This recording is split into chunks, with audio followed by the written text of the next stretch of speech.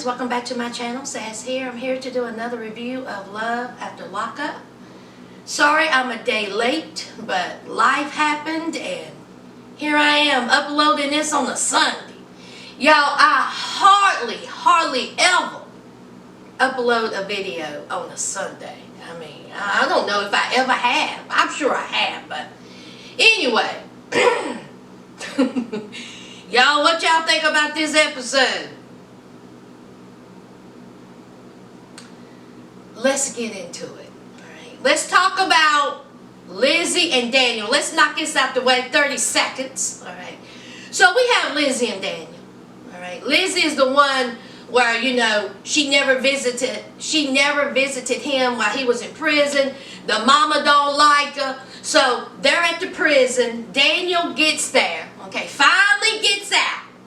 And it was a little sweet moment when Lizzie and Daniel, you know, was hugging and, you know, that was real sweet. She was very happy to see her boo. But let's talk about Daniel's immature self. Y'all, what's wrong with Daniel?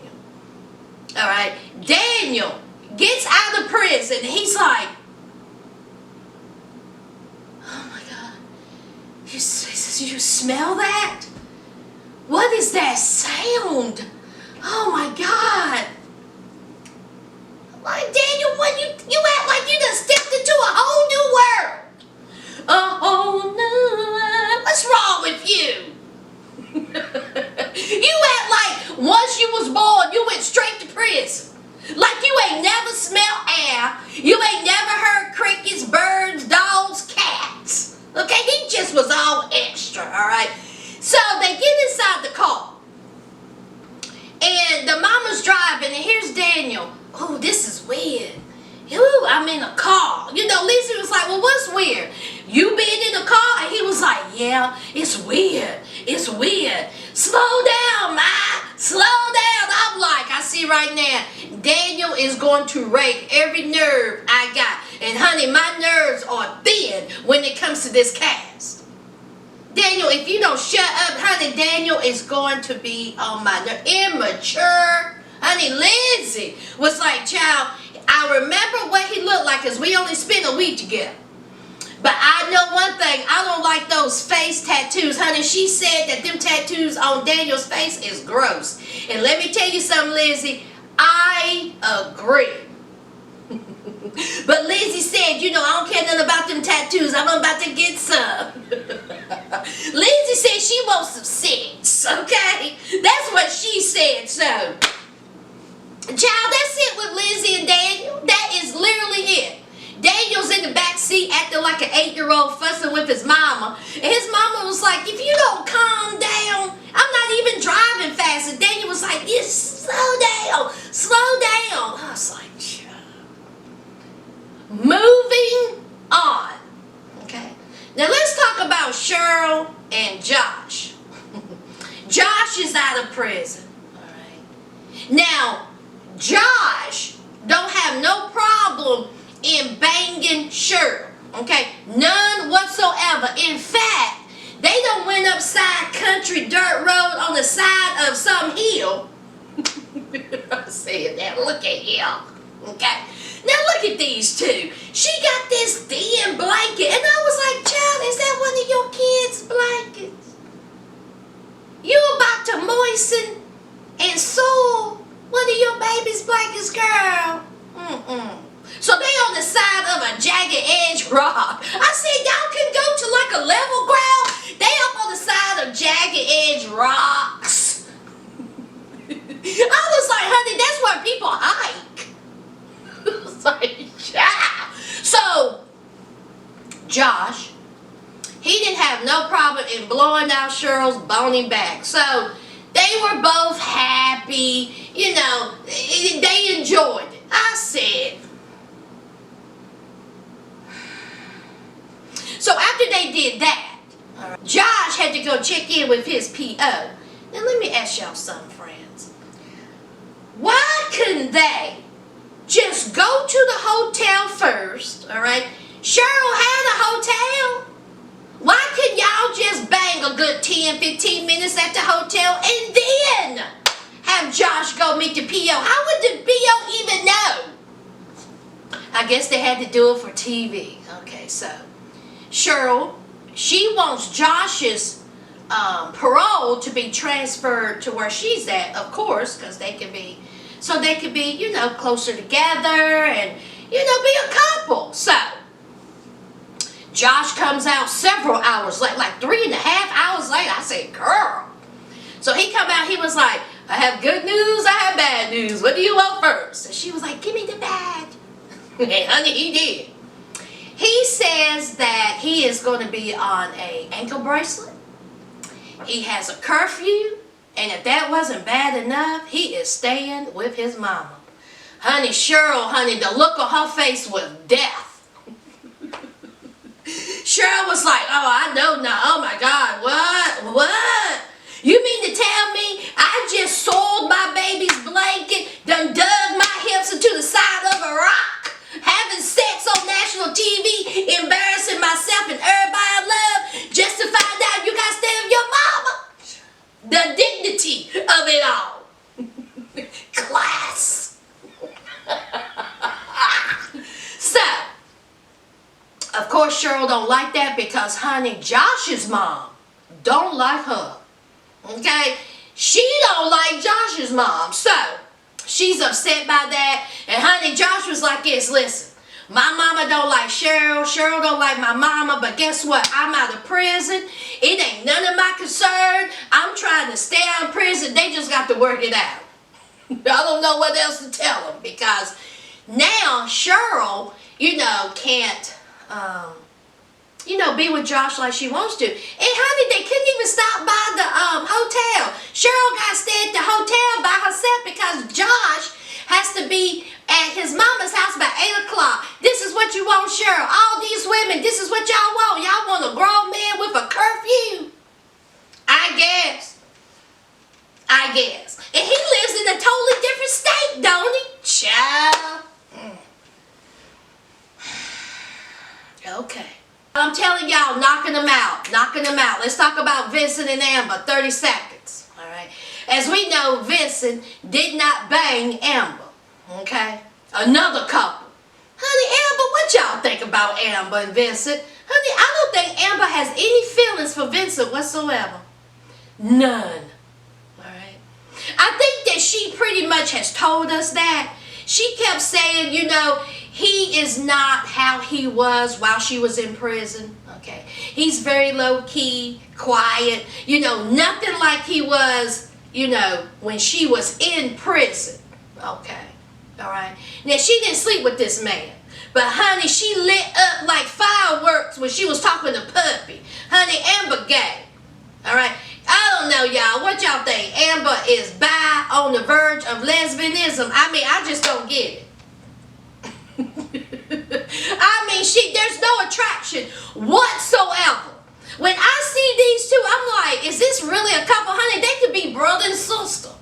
That's how much attraction I get out of those two. No chemistry, just flat. So, Vincent takes her shopping because he says this is the woman he's going to marry. If she needs pants, if she needs jeans, shirts, shoes, underwear, bras, honey, he's going to buy it. And what about that store they went in? Ain't they in Atlanta? All those stores and you go in this one? I said, it just looked like, it didn't even look like a store that Amber would even walk into. I'm like, that don't even look like clothes she would even wear. Y'all should have walked in. I was thinking more like a store like Harley Davidson.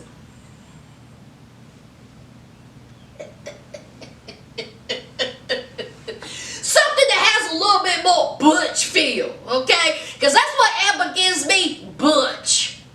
Okay, so, of course, she's trying on this jumpsuit. She walked out, I said, Lord have mercy. The top was too tight. It didn't even look, like I said, it didn't look like anything she would even put on. So, Vincent and her gets into an argument. It is one of the dumbest arguments I ever heard. Manufactured, okay? He was talking about working out and how he wanted Amber to work out with him. Amber gets upset. Amber gets upset because she feels like instead of him asking her to work out, he's telling her, okay? Now she says that she don't mind working out. She don't want to work out, but she don't mind working out. But she wants to do it when she feels like it, not when he wants her to. I said, this is the best y'all got. Producers. Y'all literally had to manufacture this argument because you know as well as everybody watching there is no chemistry there. None. Okay. Amber don't like that boy. And poor Vincent. Okay, Vincent, what are you looking at? Are you so much in love that you don't see the warning signs in front of your face? That's Amber and that's Vincent. Okay. Now, I told y'all I'm knocking them out, y'all. I'm knocking them out. All right. Now, let's talk about Shane and Lacey. Shane and Lacey. All right. Trio of Fools 2.0. Okay. Now, as we know, Lacey, she has John, which is her supposedly fiance. But she also met Shane. Okay. And she is in love with Shane because Shane is freaking hot. Okay. So they are at breakfast. And honey, everything about that was just awkward. Did y'all see how he was ordering that food? I'll take bacon and eggs, you know, whatever you got, you know. And the waitress said, how you want your bacon? Here's Shane. I don't know. Just fix it however you want to. When she said how you want your bacon, I'm like, girl, what you think? Raw? Cook that bacon till it burn. How you want your bacon? This girl I used to work with, she was so picky. And she'd be like, I don't want my bacon crispy. I want it like medium. I said, girl, it's bacon. Who wants to chew on bacon rubbery? Bacon is supposed to be crispy. When you go like this, okay, snap it in half. Ain't nobody trying to do no bacon like this. Anyway, child, so they're at breakfast, and here he is. You're so beautiful. I can't believe how beautiful you are. Lacey, you're so gorgeous. I'm like, Shane, shut up. What's up with Lacey's lips? Honey, you can see Lacey's lips vibrate. I said, girl. Now, I know those are not her real lips. She got those injections, and she needs to stop. Okay, so, of course, Lacey, all right, she is loving every bit of it. You know, she's like Shane's vibe. Shane is sweet. You know, they get back to the hotel, all right. Of course, Shane, all right, he's ready. But, honey, she got two rooms. They adjoining. She got 2 rooms. So, here's Lacey in her little drawers and her bra. Shane laying in bed. Honey, she walk up in there with that big booty. I was like, Lacey got a booty on her. Is that injections too, Lacey? Honey, I tell you right now, Virginia, what y'all doing in that water in Virginia Beach? I was like, what is going on? So, here is Shane. He laying in bed. And here is Lacey. Okay, she has no intention of sleeping with him, even though Shane is ready, okay? He is ready. So she gets on top of him, and she was like, oh, my God. He's like, God, you are so beautiful. Oh, my God. You're beautiful. You're mine. All this, but you're beautiful. And Lacey straddles him, and she was like, oh, thank you so much. But you know, you ain't gonna get none of this tonight. Because I'm a lady. It's like, Lacey, child. Alright. Lacey says that she is not gonna sleep with Shane. Alright. Because, you know, she just don't want to go there quite yet. Child, if you didn't want to go there quite yet, why'd you pick the boy up?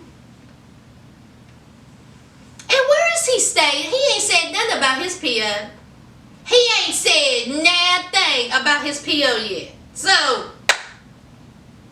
he went straight to that hotel. Anyway, y'all, that is Lacey and Shane. I just want John out of the prison so we can have a true trio of fools moment.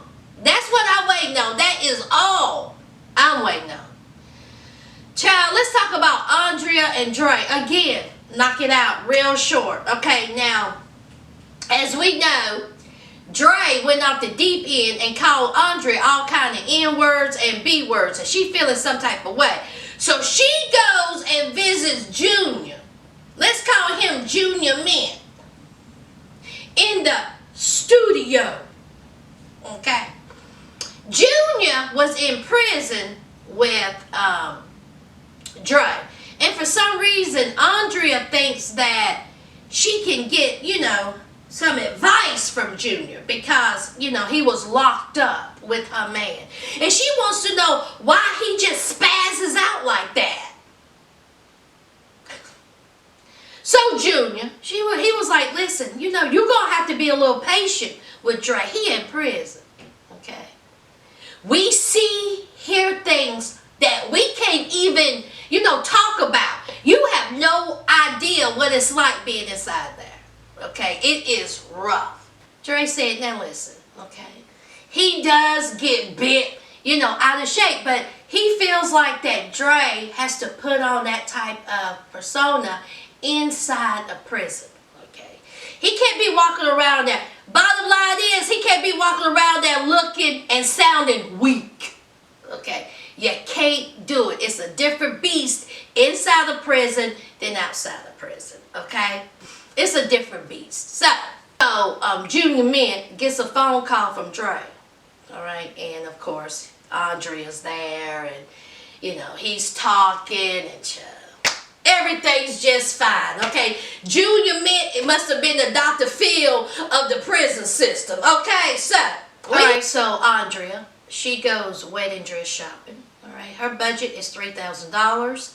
She is with her sister and a friend because y'all know the rest of the sisters will not participate in the shenanigans of this because they cannot stand Dre, all right? So, she tried on, I think 3 dresses that we see. The first dress I did not care for at all. But the other 2 dresses I thought were very pretty. So anyway, as she is trying on the dresses, Mama Andrea shows up. And honey, when I tell you that Mama Andrea, she got stories to tell. Mama Andrea looked rough. Okay, rough. She has smoked a many of Newports in her day. Honey, she'll beat a woman's tail in the middle of Kroger parking lot. So anyway, Andrea was like, hey Mom. Her mom by no means is approving of her marrying Dre. Okay, but she loves her daughter. And she just wants her daughter to know that she will be there for her. But she got a good eye. Good eye on Mr. Kingpin Dre. Honey, her mama said, listen, you can always back out, honey. It is plenty of time for you to back out. But, all right, Andrea, she loves him. So, anyway, that's Andrea and Dre. All right. Alright guys, I told you. And quick, right? Now, let's talk about the foolishness that is Angela and Tony. Now, Tony, he wasn't even on this week, okay? Because y'all know he's up in halfway house, okay? And Angela can't see him for another week, alright? She didn't get none of that boom boom. Child. But her friend, Tommy, been her friend for a long time, informs us that she has known Tommy since graduate school. Did y'all know that? Did y'all know that Angela was in graduate school? What Angela do, y'all? Why is Angela in the trailer park? Not that there's anything wrong with trailer parks, but why is Angela in the trailer park and she was in graduate school? Why is that? The left wheel like this, the right wheel of her car like this. Why is that? Let me know, child. I tried to Google it, didn't nothing come up. So, what does Angela do for a living? That's what I want to know. Angela an idiot. Okay? Tommy seems like he's a sweet guy. Cool guy. Alright? And so here she is telling Tommy about her little encounter with Tony. Alright? She was like, it was so good seeing him.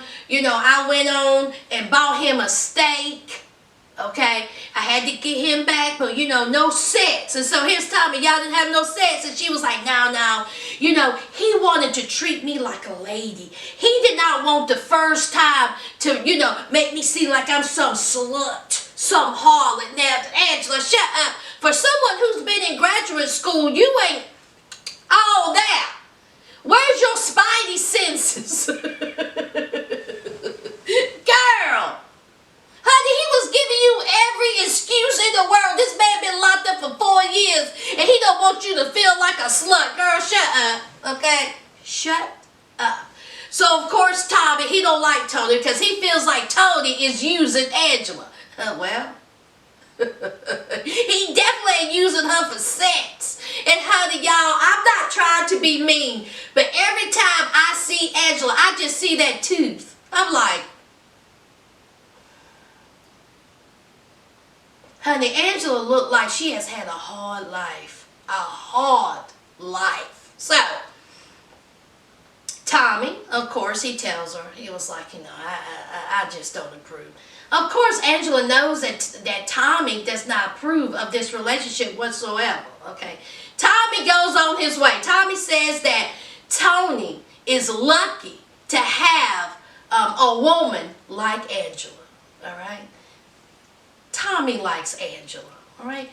He has feelings for her, all right? What? I'm like, Angela pulling the man? Saber-tooth? So, Angela's inside her trailer talking to the producer, and here comes Tommy busting in. And Angela's like, does he supposed to be in here while we discussing this? Tommy was like, scoot over. I got something to say. So here's Tommy. Poor thing. He just empties out his heart and says, listen, I love you. I think me and you are great together. And honey, will you marry me? Honey, Tommy done proposed to Saber-tooth. Honey, Angela feeling herself. Honey, she got Tony who don't want her. And she got Tommy who wants her. Honey, she is thinking she is all kinds of cute. I was like, well, go ahead, Saber. So, of course, she says no. Now, she done turned poor Tommy down, y'all. Poor Tommy. She says that her feelings, she says that her heart is with Tony, even though he don't want to have nothing to do with her.